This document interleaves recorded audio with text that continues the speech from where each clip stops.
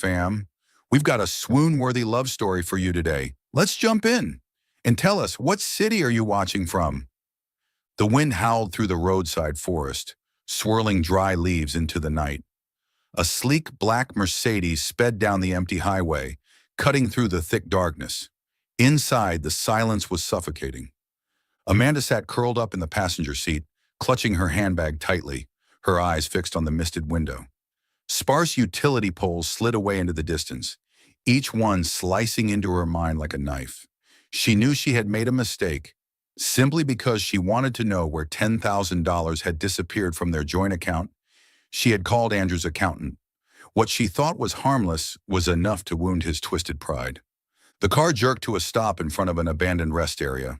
The roof sagged, the rusty sign hung askew, and broken windows reflected the headlights in jagged shards. The scene looked like a forgotten wasteland. Andrew didn't turn off the engine. He turned to her, his cold gaze piercing. "Get out!" Amanda flinched. "Andrew, where are we? What are you doing?" His voice cut like a blade. 37 miles from home. Far enough for you to think, close enough for you to know you can walk back. On the way, I hope you remember never to question me again." Her voice caught. "You're leaving me here? In the rain at night? I just wanted." Andrew let out a harsh laugh. "Wanted what? To humiliate me in front of my friends by questioning money? Amanda, I earn the money. I manage it. And you? You smile politely in public.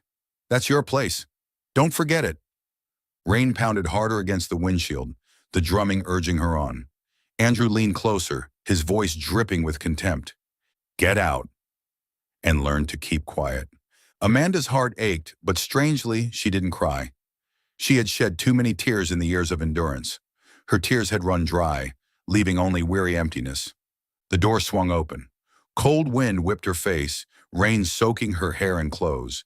Her high heels splashed into the puddled concrete, water spraying up around them. Andrew stepped on the gas, the Mercedes roaring off, leaving behind fading red taillights that were soon swallowed by the rain. Amanda stood alone, rain pouring down on her. Her whole body trembled, but in her eyes flickered an unusual light. She had nothing left to lose. She drew a deep breath, pulled her coat tight, and started walking. Her heels struck the wet pavement, blending with the rain, like a drumbeat announcing the beginning of a new journey. She had gone only a few dozen yards when headlights appeared from afar. A black SUV slowed, its tires slicing through the water. The car pulled over.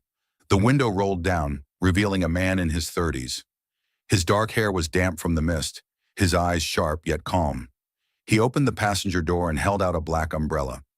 His deep, steady voice rose above the rain. "You can't walk home on a night like this. Get in." Amanda froze, her instincts tightening her chest. But his eyes were different, neither prying nor pitying nor scornful. Only calm certainty, like a steady shoulder. "Thank you, but I'll be fine," she said, her voice trembling. The man gave a faint smile and placed the umbrella on the seat. "I'm Adrian Carter, an attorney. Trust me, I just want to help. It's cold out here." Just those 3 words, "I'm an attorney," made Amanda unconsciously exhale in relief. He wasn't some shady passerby. She hesitated, then slowly climbed in. As the door closed, the storm outside seemed to quiet, and for the first time in years, Amanda felt safe. The soft thud of the car door closing cut Amanda off from the thick curtain of rain outside. Inside the SUV, warmth from the heater spread, in stark contrast to the damp cold still clinging to her. Amanda hunched forward, both hands gripping the strap of her purse, her heart still pounding from tension. The man beside her never looked directly at her. He drove with a calmness almost unnerving, both hands steady on the wheel, his eyes fixed on the pitch-black road ahead, where the headlights lit up streaks of silvery rain. In that silence, Amanda caught the faint scent of pine wood drifting from the leather seat. It came from the coat he had draped over her shoulders. That warmth eased her trembling slightly, but inside her wariness knotted tighter. "You really are a lawyer?" she finally dared to ask, her voice hoarse from the cold. The man gave a small nod, eyes still on the road. "Yes, Adrian Carter. I work for a law firm in Boston." Amanda swallowed hard, her hand gripping tighter. Part of her wanted to stay quiet, but another part craved to hear more, if only to push away the fear creeping in. "Why, did you stop for me?" Adrian glanced at her, his dark eyes flashing with something unreadable. He answered slowly, as though wanting her to understand every word. "Because no one deserves to be left alone on a night like this." The simple words struck directly at the deepest part of her. Amanda pressed her lips together, fighting the lump in her throat. Andrew had never once said anything like that, never cared about her fear or her pain. While she sat stunned, Adrian reached into the glove compartment, pulled out a small towel, and set it gently on her lap. "Dry yourself. You're shaking." Amanda startled. He had just used you in such a natural way, not formal, not condescending, and it threw her heart off balance. She hesitated for a moment, then took the towel, pressing it against her dripping hair. "Thank you," she whispered. Adrian didn't respond, just kept driving, but his hand eased back on the accelerator, letting the car glide slower and smoother. Such a small gesture, yet Amanda realized he was thinking of her comfort. Rain still poured down, streaking across the windshield only to be swept away by the wipers. The faint amber glow from the dashboard lit Adrian's profile. His features were sharp, resolute, touched with both coldness and weariness. Amanda hesitated, then asked, "Do you often drive this road?" Adrian's lips tilted in a half smile, half sigh. "No, but I know some quiet routes. Sometimes I like to drive alone to think." His voice was deep and steady, yet beneath it lurked a weight she could almost sense. Amanda noticed but stayed silent, not daring to pry. Instead, it was Adrian who unexpectedly spoke again. "The man earlier, he's your husband?" The question caught Amanda off guard. She hadn't intended to share with a stranger, but the steady sincerity in his eyes made her feel she didn't need to hide. "Yes, he left me there, just because I asked about money that vanished from our account." Her tone was intended to be calm, but the tremor gave her away. Adrian didn't look surprised. After a pause, he said firmly, "A man like that doesn't deserve you." Amanda froze. For years, all she had heard from Andrew were sneers and criticism. This was the first time anyone, let alone a stranger, had said those words to her. It was like a small flame kindling in the dark corners of her heart. The SUV turned into a small roadside town, where scattered streetlights glowed through the rain. Adrian pulled up in front of a modest but warmly lit inn. He switched off the engine and looked at her. "It's safe here. You can stay the night. I'll come back in the morning if you need further help." Amanda blinked in surprise. He hadn't pried, hadn't pushed her to explain, hadn't tried to invade her life. He simply offered a calm solution. You're not afraid I might be trouble?" A woman left on the road by her husband. Things aren't always what they seem. She found herself testing him. Adrian tilted his head slightly, his eyes holding hers with quiet certainty. "My instincts are rarely wrong. I see that you need safety, and I trust that's true." The straightforward answer left Amanda speechless. A strange sense of trust seeped into her heart, a trust she had never felt, not even with the man she had once called her husband. Before leaving the driver's seat, Adrian placed a business card on the console. "If you need anything in the morning, call me." Amanda picked up the card. The words were clear. Adrian Carter, attorney at law. Her fingers trembled slightly as she held it. The car door opened, letting in cold air and the roar of rain. Adrian came around to her side, opened her door, and held the umbrella above them. His other arm hovered close, ready to catch her if she slipped. At the hotel entrance, Amanda turned back. His figure stood tall beneath the black umbrella, the yellow light casting his face in sharp relief. He looked distant, and yet strangely, his presence steadied her heart.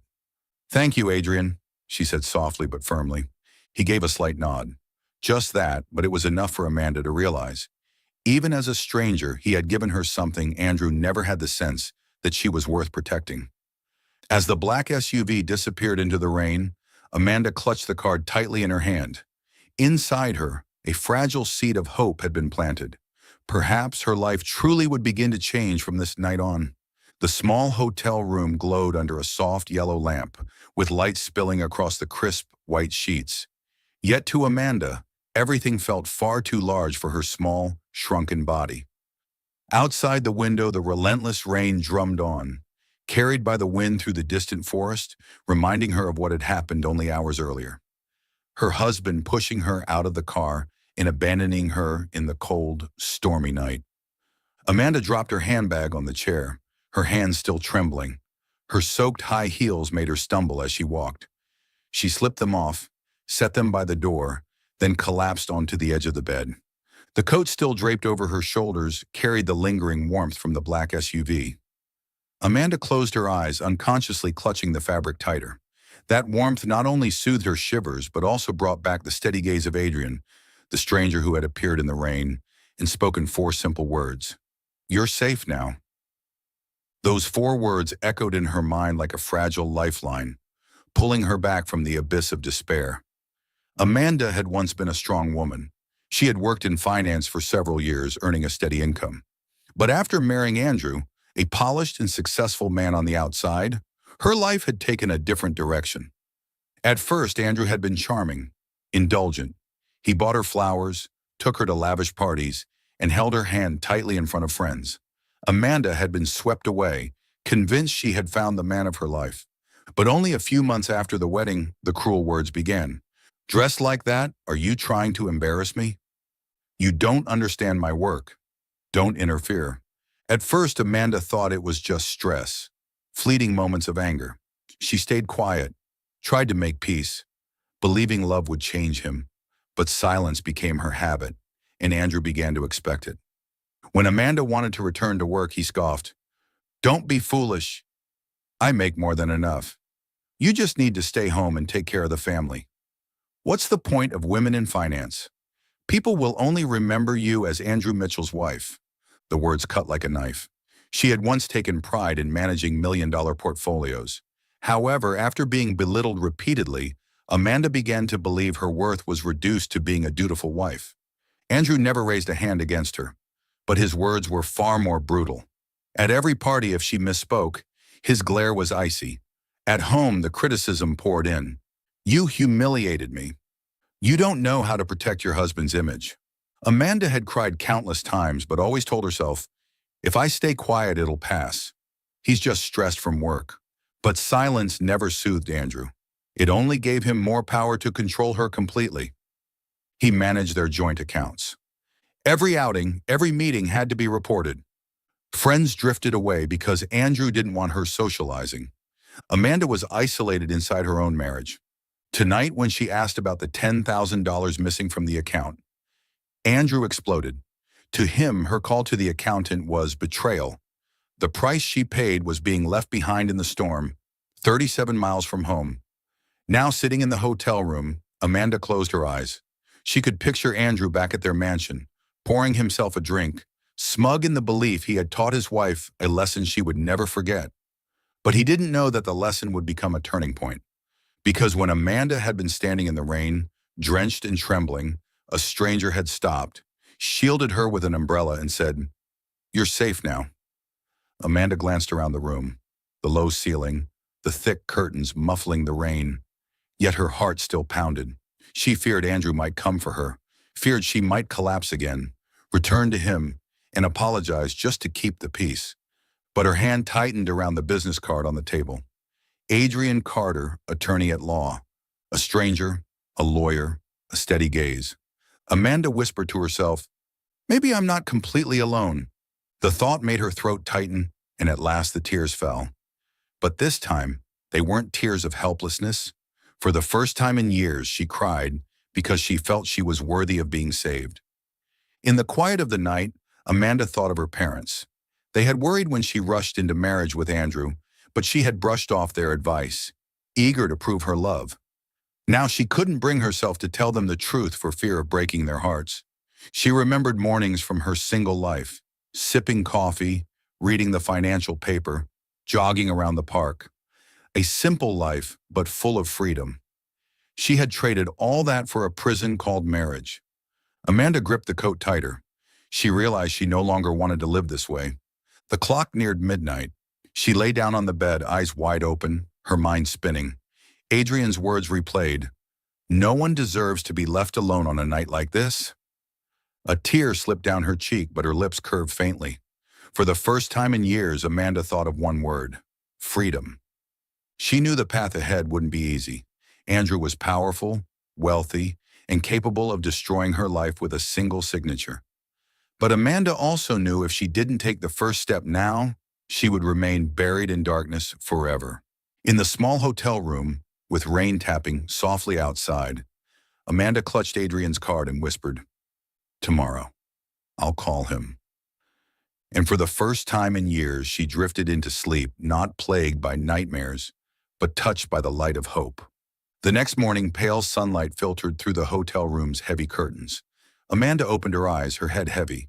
She had managed a few hours of sleep, but every dream had been haunted by Andrew, his mocking smile, his icy glare, and the roar of the engine as he left her in the rain. Beside the bed lay the ivory-colored business card. One glance was enough to set her heartbeat into disarray. Adrian Carter, attorney at law. Her trembling fingers brushed the corner of the card. Part of her wanted to shove it into her bag, pretend last night had never happened. But another part, stronger, whispered, "This is your only chance to escape, Andrew." After several minutes of struggle, Amanda took a deep breath, picked up her phone, and dialed the number printed on the card. A deep male voice answered, firm but unrushed. "Carter speaking." "It's me, Amanda," she stammered. I, I'd like to meet you, if you still mean to help." There was a short pause, then Adrian replied, "All right, send me the address. I'll come." No consoling words, no shallow reassurance. His voice was as cold as a morning lake, but strangely, Amanda felt reassured. Not pity, not empty comfort, just certainty. An hour later, Amanda sat in the corner of a quiet cafe near the hotel. She chose a table by the window. A cappuccino steamed in front of her, untouched. Her heart thudded as the wooden door swung open. Adrian entered, a tailored gray suit, a dark blue tie, and polished leather shoes. He carried himself with a composed air, so different from the man she had met in the storm. His stride was steady, his gaze sharp, sweeping across the room before settling on her. He approached, set a briefcase on the table, and sat opposite her. "You all right?" His voice was low, devoid of emotion. Amanda gave a faint nod, fingers twisting the strap of her purse. "Thank you for last night." Adrian only dipped his head slightly, his expression still severe. "Tell me everything from the beginning. No small talk, no pleasantries, just a blunt request." Amanda swallowed hard and began. She told him about her suffocating marriage, the insults, the financial control, and finally Andrew abandoning her on the roadside. Her voice shook, faltered more than once. Adrian didn't interrupt. He didn't press. He sat still, dark eyes locked on her, jotting down occasional notes in sharp strokes. His stern presence was intimidating, yet when his gaze flickered back to hers, a fleeting glimmer of quiet empathy shone through. When Amanda finished, silence stretched between them. Adrian set down his pen. "Do you have any evidence?" Amanda blinked, startled. "Evidence? No, not yet." Adrian clasped his hands, his voice measured but unyielding.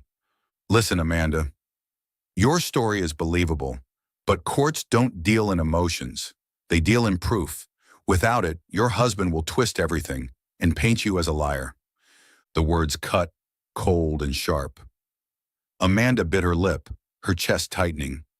She had expected comfort, but instead, she was faced with the raw truth. Her head lowered, her voice a whisper.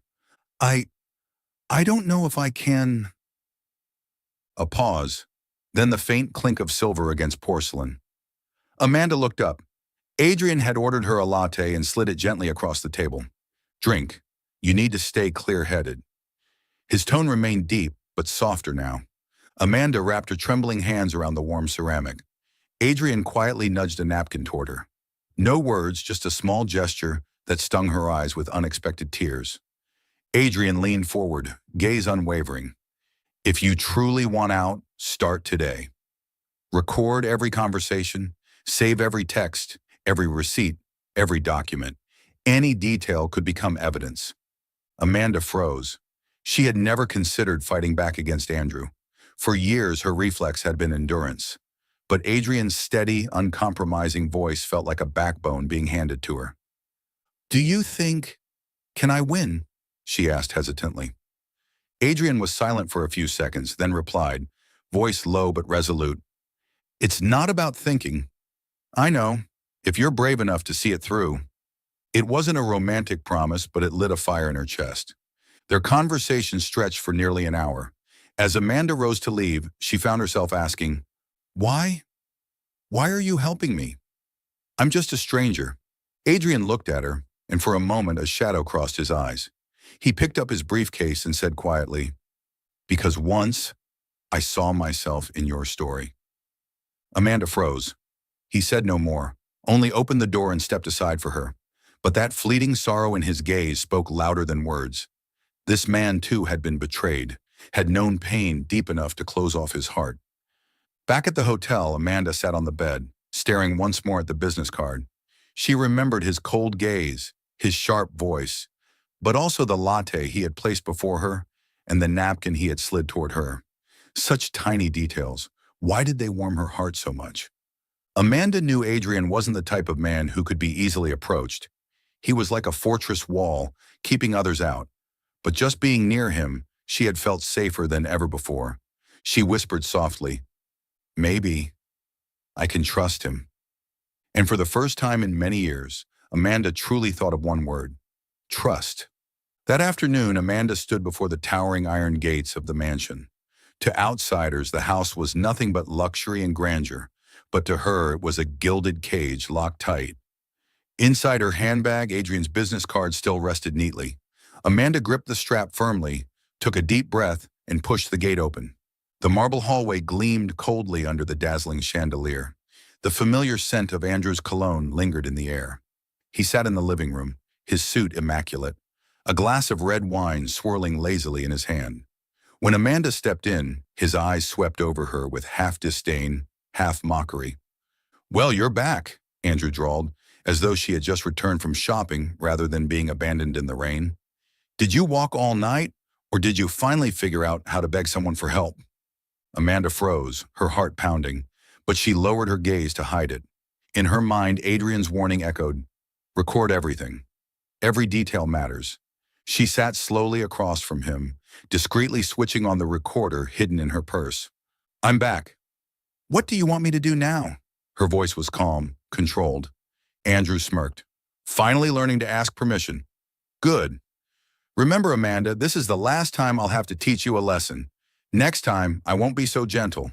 Amanda's eyes flickered to the wineglass in his hand, anger stirring inside her, but outwardly she remained docile. "I understand." From that day, Amanda began living two lives. By day, she played the dutiful wife, gentle smiles, soft words. But when alone, she quietly collected every shred of evidence. She photographed Andrew's bank statements, which were left carelessly on his desk. She recorded the insults and threats he hurled whenever he lost his temper. She carefully saved receipts for extravagant purchases with no explanation. Each action made her heart pound with fear. Yet with every saved file, every piece of proof, she felt she held another fragment, another piece of the truth Andrew tried so hard to bury. One evening, as Amanda washed dishes, Andrew walked into the kitchen. He loosened his tie, unbuttoned his shirt collar, and leaned against the counter, eyes sharp as a blade. "You think I don't know? First you call my accountant, and now what else are you sneaking around doing?" Amanda's heart lurched. She knew one wrong move could destroy everything, but she forced a gentle smile, her voice silk. "I just wanted to make sure everything's all right. I don't want to trouble you anymore." Andrew stared hard at her, as if he could pierce through her thoughts. A heavy minute passed. Then he chuckled, patting her cheek. "Smarter now, aren't you? Don't test me again." He walked away, leaving Amanda frozen, her hand clutching the wet spoon. In the coat hanging nearby, the small recorder Adrian had given her was still running. Relief washed over her. She had captured another critical piece of evidence. Late that night, when Andrew had gone upstairs, Amanda slipped into the small study. Trembling, she called Adrian, her voice hushed as if the walls themselves had ears. I recorded something," He admitted to leaving me and threatened worse. What should I do next? Adrian's steady voice came through, firm and calm. Keep everything safe. I'll arrange a place for you to send copies. Don't trust your phone or computer at home. And remember, never let him suspect. Hearing his voice, Amanda's heartbeat slowed. He wasn't comforting, nor was he warm, but his certainty gave her direction. It felt as though she would never be lost if she followed his instructions. Before hanging up, Adrian hesitated briefly, then added, "You did well, Amanda." Just 4 words. Yet they blurred her vision with tears. No one had told her she had done well in years. In the days that followed, Amanda carefully maintained her role as the submissive wife. Andrew paraded her at parties, his arm around her as if they were the perfect couple. To friends, he laughed, praised her, while Amanda forced smiles to hide her trembling. But once home, his mask fell. The cutting words, the suffocating control. Amanda recorded it all. Each playback made her chest ache, but inside something small and fierce began to grow. For the first time in years, she no longer felt completely powerless.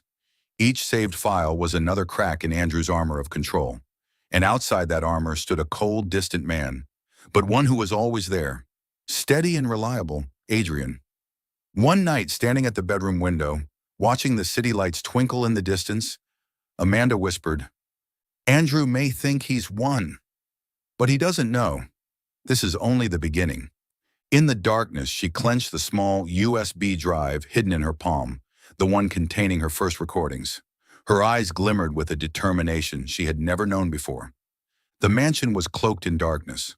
Only the faint glow of a table lamp in the living room cast a pale yellow light onto the ceiling. Amanda stepped inside, her heart pounding as she saw Andrew waiting on the sofa. A glass of red wine swirled in his hand. His eyes locked on her like a predator eyeing prey. "You're late." His voice was icy. "Where have you been, Amanda?" Amanda froze, her whole body tense. Her hand tightened on her purse strap, but she forced herself to relax, managing a strained smile. "I just went for a short walk, to clear my head." Andrew let out a dry laugh, then stood. The sound of his shoes striking the hardwood floor echoed ominously. He stepped closer, leaned down, and whispered, "You've been strange lately. Secretive. Is there something going on that I don't know about?" The reek of alcohol on his breath made Amanda's stomach churn. Her throat closed up, but in her pocket, the small recorder Adrian had given her was already running. She had to stay calm. No, nothing at all," she stammered. Andrew gripped her chin, forcing her to meet his eyes. They glinted with a sharp, threatening light. "Remember this, Amanda. I hate betrayal more than anything. If you do something stupid, don't blame me for being ruthless." Then he shoved her face away and strode up the stairs. His footsteps faded, leaving Amanda trembling in the living room, her hands still clenched tightly around the recorder. The next day, Amanda gathered her courage and met Adrian again. The same small cafe was quiet, soft light streaming through the window panes. Amanda sat with her palms damp against the cup in front of her. When Adrian entered, wearing a dark suit and his usual cold expression, her throat tightened. He sat across from her, eyes sharp. "What do you have for me?" With shaking hands, Amanda pulled the recorder from her bag and set it on the table, sliding it toward him. He threatened me. I recorded everything." Her fingers trembled so badly she gripped her coffee cup to steady them. Tears spilled, dripping onto the back of her hand. Adrian said nothing. He switched on the device, listening as Andrew's cold voice filled the quiet space.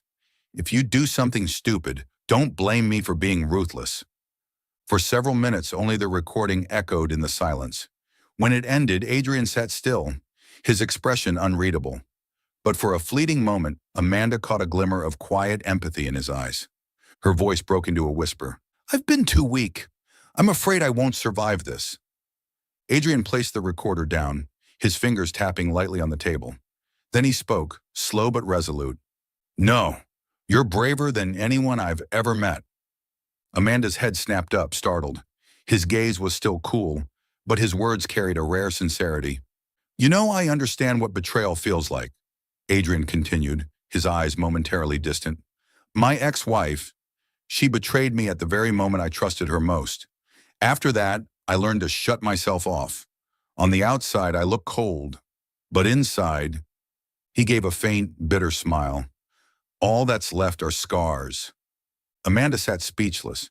She had never imagined that a man so strong, so composed, carried such hidden wounds. But you're different, he went on. You still chose to stand up, even when cornered. That makes me respect you. Fresh tears welled in her eyes, not only from pain, but from finally being seen.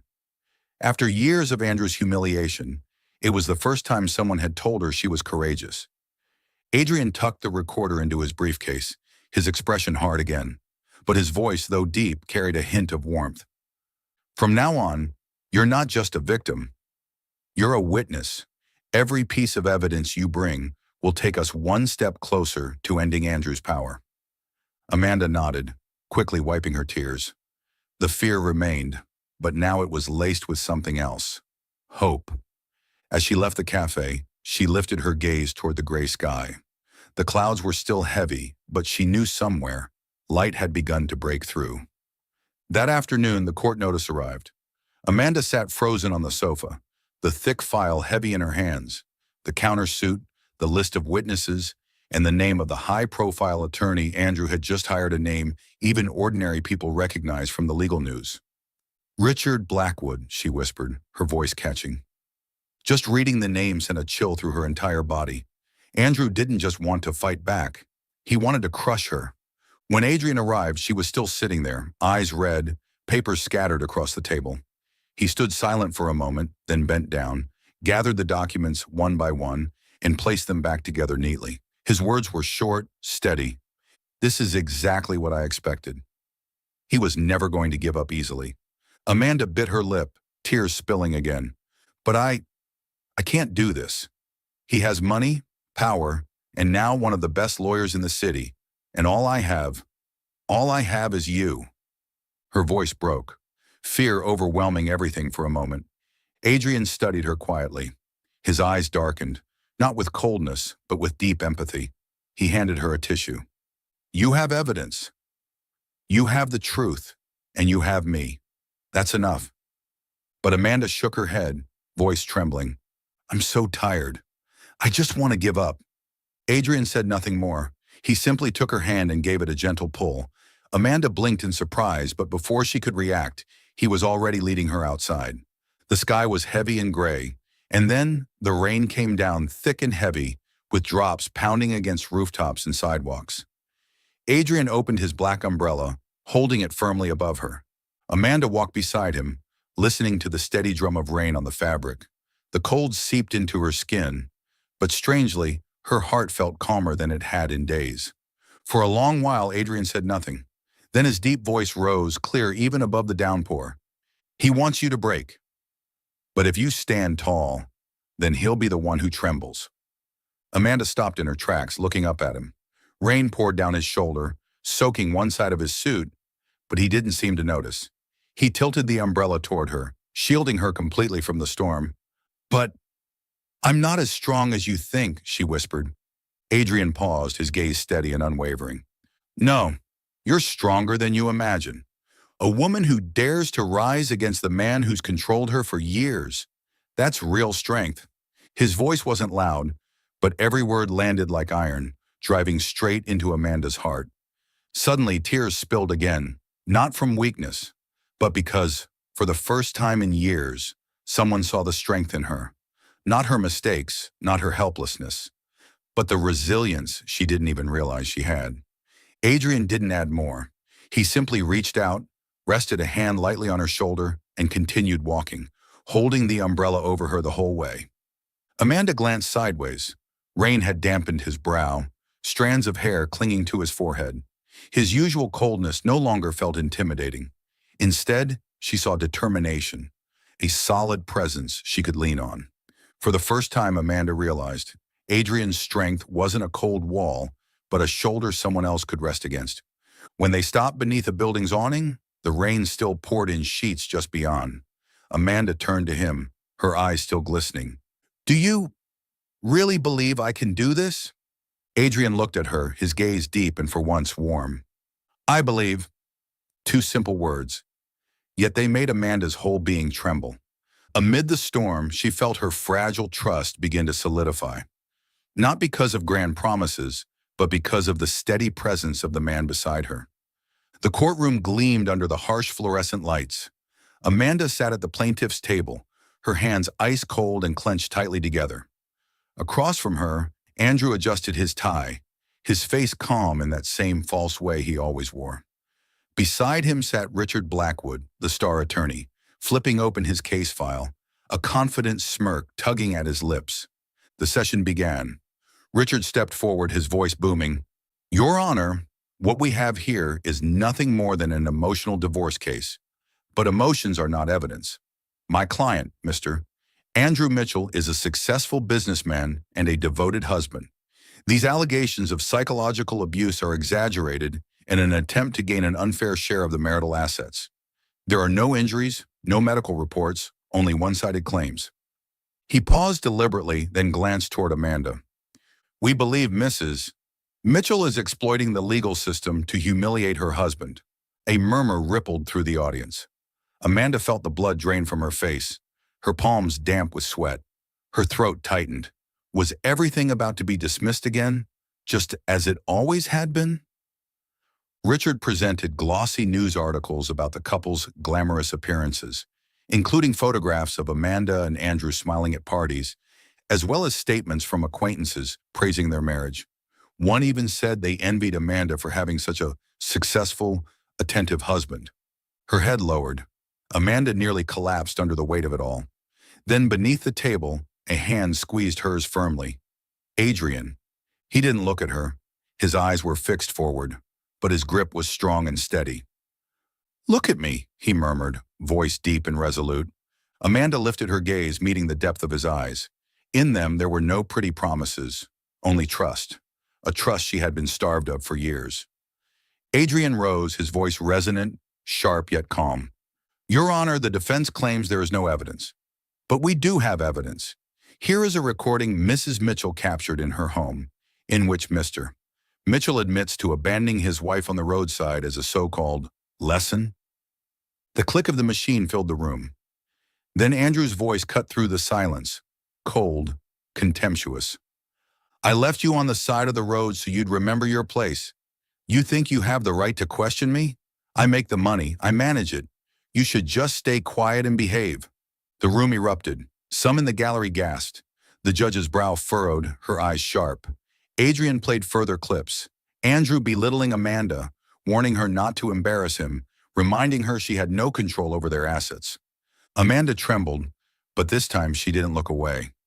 Each word of the recording cut like a blade, but it was also the truth, finally laid bare. When the last clip ended, Adrian set the recorder down. Amanda drew a deep breath, then unexpectedly rose to her feet. At first her voice shook, but as she spoke it grew clear, strong. "Your Honor, for years I stayed silent. I believed if I endured, our marriage would be peaceful. But the truth is I was imprisoned in contempt and control. I was stripped of my voice." She turned toward Andrew, her fear gone. "Today I take that voice back, not just for myself, but for every woman who has ever been forced into silence." Her words rang through the courtroom. Adrian looked at her, his eyes flickering with pride and sorrow. He knew what it had cost her to speak those words after a lifetime of fear. Andrew shot to his feet, shouting, "You liar! Amanda, you're making this up. This is all about money." Richard tried to pull him back down, but Andrew struggled, his face red, his eyes wild. The polished mask shattered, exposing the furious, controlling man beneath. The judge pounded her gavel. "Mr. Mitchell, control yourself. One more outburst and you will be removed from this courtroom." The gallery buzzed as journalists scribbled frantically. The judge adjusted her glasses, voice grave. "The evidence is clear. Mr. Mitchell admitted to abandoning his wife in dangerous conditions, coupled with repeated verbal abuse and financial control. This constitutes psychological and financial abuse under this state's marriage law." She paused, eyes fixed on Andrew. "Mr. Mitchell, the court orders all joint assets will be divided in a manner unfavorable to you. Mrs. Amanda Mitchell is awarded the majority share of assets, the marital home, and ongoing spousal support. You are prohibited from approaching her within 500 feet. Additionally, your financial records will be forwarded to the Fraud Investigation Unit for criminal review. The gavel struck. Court adjourned. Amanda stood stunned, tears streaming down her face. She could hardly believe her ears. Justice had spoken. Andrew, the man who had terrified her for years, now sat slumped, stunned, his world collapsing around him. Adrian's hand found hers again, this time not to steady her, but to congratulate her. His grip was firm, his gaze quiet, filled with pride, yet shadowed by sorrow for all she had endured. Through her tears, Amanda smiled. She knew in this moment that she was finally free. The morning after the verdict, news outlets lit up with breaking headlines. Court freezes Andrew Mitchell's assets. Criminal investigation expanded. Commentaries followed, with legal analysts speculating on charges of financial fraud, asset concealment, harassment, and coercion. Amanda closed her laptop. Her newly rented apartment was silent. The cream-colored walls still smelled faintly of fresh paint, and the wooden table carried the scent of secondhand polish. Everything was smaller, simpler than the old mansion, but it was hers. Still, a hollow space lingered inside her chest. Freedom had rushed in like a gust, flinging open the door. But when the dust settled, the room within felt empty. No more keys rattling in the lock at midnight. No more footsteps sweeping in, eyes scanning to see if she was obedient. No immediate enemy to brace against. Only silence, and in that silence, she suddenly didn't know what to do with her hours. She brewed a pot of tea and sat by the small window. Outside, the clouds hung heavy, the afternoon light gray. Her phone buzzed. A cautious congratulations from an old friend, an official email confirming the restraining order, and a short text from Adrian. "You okay?" Amanda typed back, "Okay," erased it. Typed, "I'm not sure," erased again. In the end, she sent nothing. She didn't want her sadness to spill into words. By early evening, a knock sounded at the door. 3 times steady, firm. Amanda peered through the peephole, then opened. Adrian stood there, dark shirt, tie removed, a brown paper bag in hand. The cold air followed him in, but his eyes were warm. "What are you doing here?" she asked, her voice raspy from a day of silence. "Checking if you've eaten," he replied simply. No comfort phrases, no theatrics. Just a fact, in the way he did everything. He carried the bag to the kitchen and unpacked it. A loaf of bread, eggs, greens, butter, a red onion, a carton of chicken stock. Amanda leaned against the doorway, watching the neat efficiency of his movements, which were both strange and yet oddly reassuring. "You know how to cook?" "Enough not to starve." He rolled up his sleeves. "Do you have a pot?" She pointed to a small one on the shelf. He rinsed it, set it on the stove. Blue flame flickered to life. He didn't ask about the court or the press or Andrew. His silence wasn't like the emptiness of her morning. It had structure, like a roof. Under it, she stayed dry. The smell of onions sautéing filled the kitchen. Adrian melted butter, swirled the eggs until they were soft and golden, and sprinkled on pepper. In the pot beside him, he stirred the simmering stock and dropped in the greens.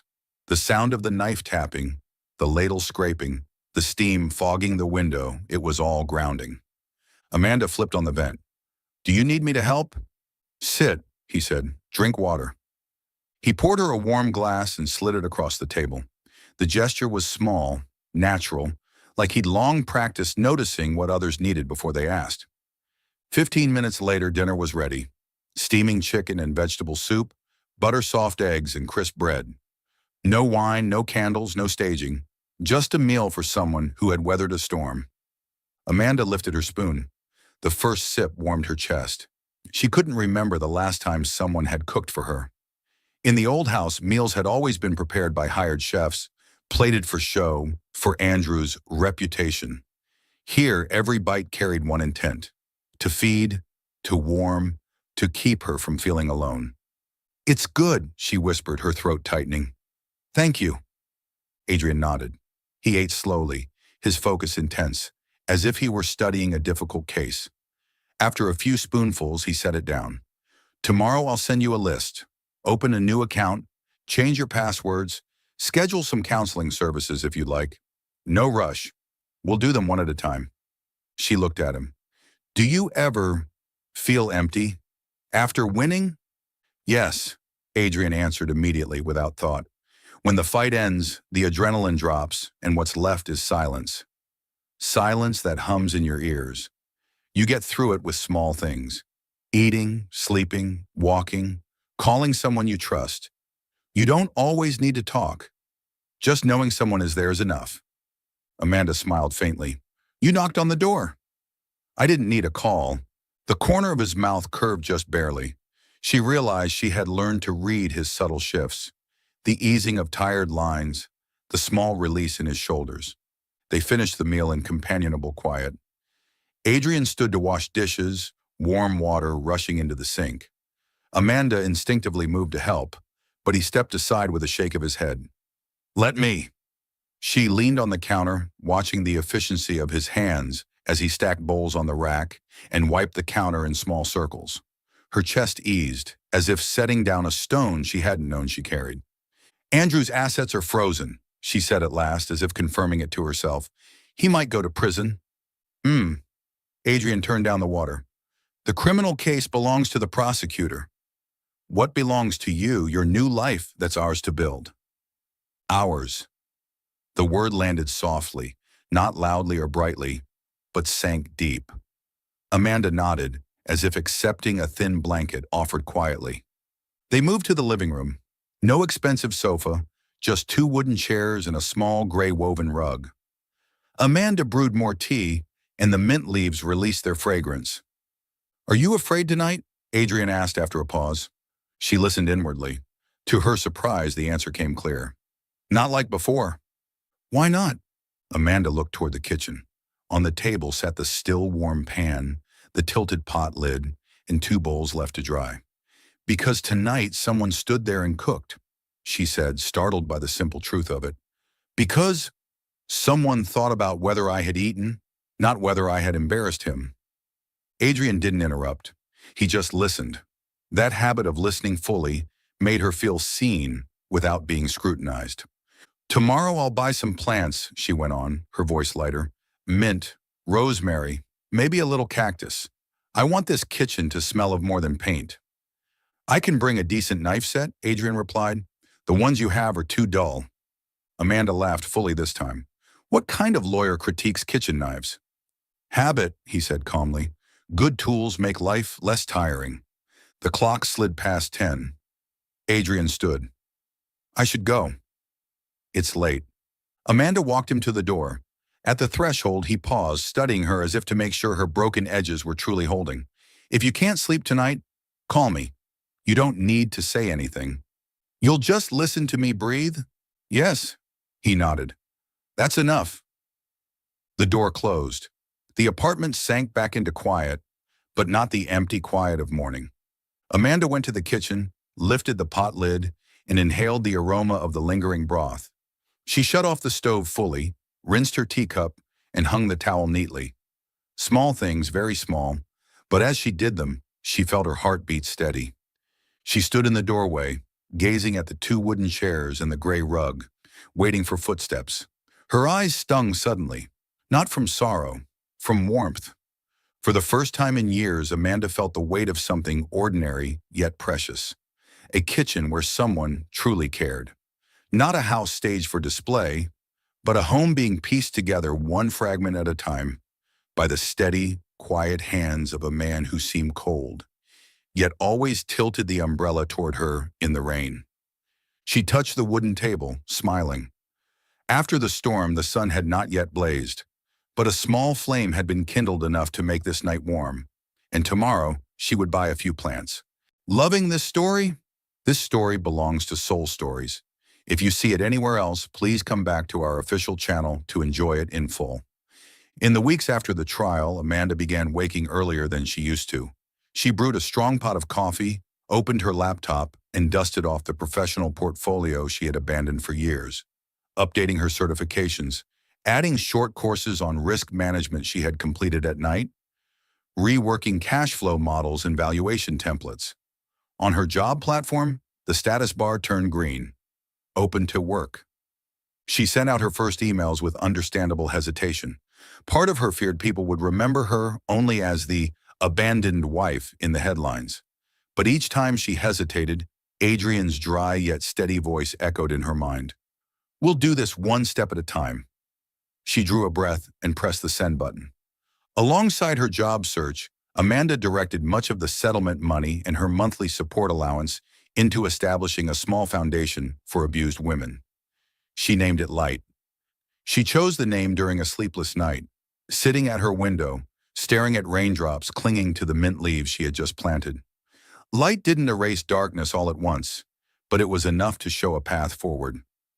Adrian handled the legal framework, drafted bylaws, ensured financial transparency, and filed for nonprofit tax exemptions. On their first weekend working session at a rented co-working space, he slid a stack of papers toward her. Article 3 mission statement. That part should come from you. It has to be your voice. Amanda picked up the pen. Words flowed onto the page. Provide tools for psychological, financial, and legal self-defense. Help women step out of cycles of fear through small, practical steps. At that line, her hand faltered. Adrian didn't push. He only nudged a fresh cup of coffee toward her, silent as always, but steady enough to carry her through the tightness in her chest so she could finish writing. The Light Foundation began with a single email address, a phone line, and a desk covered in sticky notes. Emergency support, restraining orders, basic financial advice, safe housing network. Small pieces, but pieced together, they formed a way out. The day Amanda decided to visit her mother, she called Adrian at noon. Are you busy? I'd like you to come with me, if that's okay. On the other end, only one word. Yes. 2 hours later, the SUV pulled up to the small house at the end of a quiet street. Mrs. Harriet opened the door, silver hair pinned back, the scent of waffles in the air. When she saw her daughter, she asked nothing about the news, the trial, or Andrew. She only wrapped Amanda in a long, tight embrace, long enough for her tense shoulders to finally let go. Adrian lingered at the edge of the porch, almost trying to shrink smaller. Harriet glanced at him, eyes gentle but sharp. You must be Adrian? Thank you for bringing my Amandy home. Amanda laughed, a bell-like sound she hadn't made in years. Her parents had always called her Amandy when they wanted to soothe her. In the warm kitchen scented with cinnamon, they sat around the round table. Harriet cut the waffles, asked simple questions. Did you eat well? Are your balcony plants thriving? Then she placed her hand over Amanda's, squeezing gently. You've walked through it. Now keep walking forward. Slow is fine, but don't look back. Turning to Adrian, she added, if she gets tired, remind her to eat. She forgets. Adrian's reply was a single word but solid as stone. Yes. No promises, no speeches, just a pillar of certainty. On the drive back, Amanda leaned her head against the seat, smiling softly. My mom likes you. Adrian kept his eyes on the road. I like your mom too. She laughed. For the first time in years, family talk wasn't about judgment or criticism, but about waffles and gentle reminders. Days later, the replies started arriving. A fintech startup invited her to consult on a 3-month project, building an internal control framework, auditing approval processes. A nonprofit asked her to teach basic financial literacy at a women's shelter. A small law firm requested her independent analysis of cash flows in a dispute. Amanda returned to spreadsheets, cells filling with data, formulas running smoothly, as cash flow charts rose and fell like music. For the first time in years, she felt her old energy return, the focus, the satisfaction of a model balancing perfectly, the quiet thrill of solving a difficult formula. She brought the tougher cases to Adrian's desk. In the evenings, they sat across from each other at the co-working space, laptops open under the warm desk lamps. Amanda explained a credit risk model. Adrian combed through the contract clauses, pointing out where obligations could be dodged. Both paused when the Light Foundation hotline rang this time, a woman needing an urgent restraining order that night. I'm coming with you, Adrian said, no need for questions. At the courthouse, they sat through the long night in the hallway. Amanda handed the woman a thermos of tea she had prepared, while Adrian drafted the affidavit and walked her through the process step by step. When the temporary order was signed, the woman wept into Amanda's shoulder. Amanda held her, realizing she no longer trembled in court corridors, because beside her stood a tall, steady figure, quiet as a tree. Not all days were heavy. On some afternoons, she reconnected with old friends.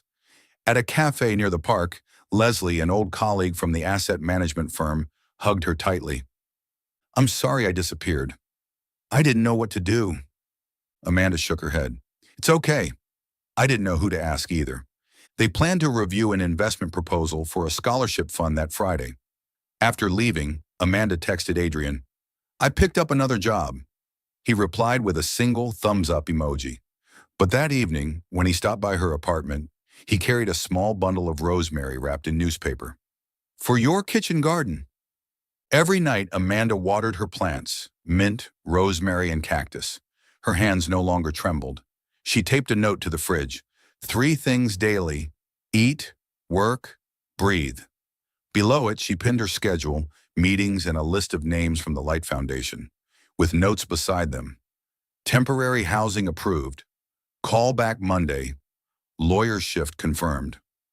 One evening, after they had finished drafting a complex filing for the foundation, Adrian stood, rolling his wrist. Amanda poured more tea, hesitating. "I'm scared. People will say you and I are inappropriate. That a lawyer and his client." Adrian leaned against the table, meeting her gaze, steady as ever. "I'll hand off every remaining case to a colleague if that's what you want. I won't let anything compromise your comfort." Amanda shook her head. "I don't want you to leave. I'm learning how to name things. We started with trust, right?" "Right," Adrian said. One word, nailed into the ground. He laid his hand, not gripping, just resting on the back of hers, the same way he had in the courtroom. "We'll go at your pace." Amanda looked down at that hand, the same hand that had held hers in court, steered the wheel on the drive to her mother's, and stirred soup in her small kitchen. Between them, silences no longer felt awkward. There were spaces to hear the city's hum at night, the clock ticking, the mint plant tapping against the window pane in the breeze. One morning, an email arrived confirming a 6-month advisory contract with the fintech startup. At the same time, the Light Foundation received its first major grant. A local business pledged 3 months of housing costs for 4 families. Amanda stood in the kitchen, hugging the email as if it were warm in her arms. She texted Adrian, "Good news X2. He replied, "Celebrate tonight." The celebration was nothing more than spaghetti with tomato sauce and 2 mugs of herbal tea. Adrian brought the promised knife set. He sharpened one blade quickly, slicing through a tomato clean and effortlessly. "Good tools make life less tiring," he repeated. Amanda laughed, then grew quiet, glancing around her kitchen. She saw their shadows side by side on the wall, by the spice shelf lined with mint and rosemary. It wasn't a romantic painting. It was an ordinary picture of life, something she had longed for without knowing. That night, before turning off the light, Amanda wrote in her journal, "Learning to live again isn't about doing a lot. It's about doing the right small things. Eat warmly, sleep enough, help one person, sign one contract, plant one pot, speak one honest word." Below it, she drew 2 check boxes. Foundation, first funding. Work, long-term project. Then she added a third, unmarked, heart, opening. Outside, the city lights glimmered. In the small kitchen, 2 mugs were dried upside down, knives wiped clean, and rosemary lingered in the air. The thread between them, once lawyer and client, was now clearer in the unnoticed acts. A carefully drafted clause, a simmering pot of soup, a hand resting on hers to remind her she was not alone. 2 wounded hearts were learning to let in the light slowly, quietly, but steadily.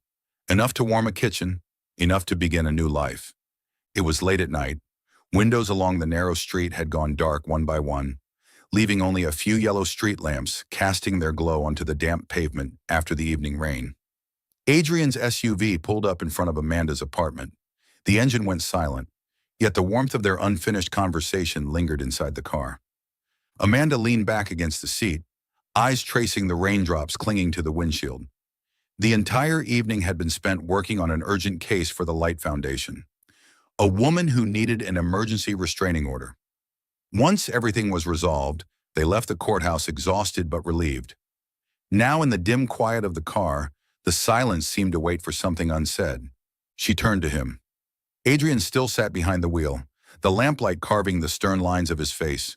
But Amanda knew now.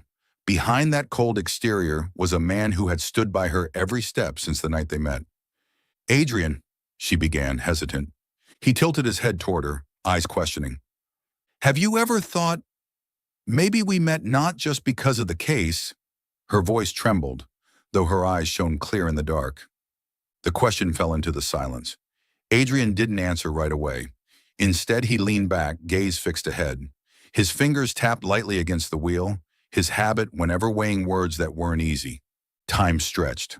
Amanda felt her heartbeat pounding, each thud echoing in her chest.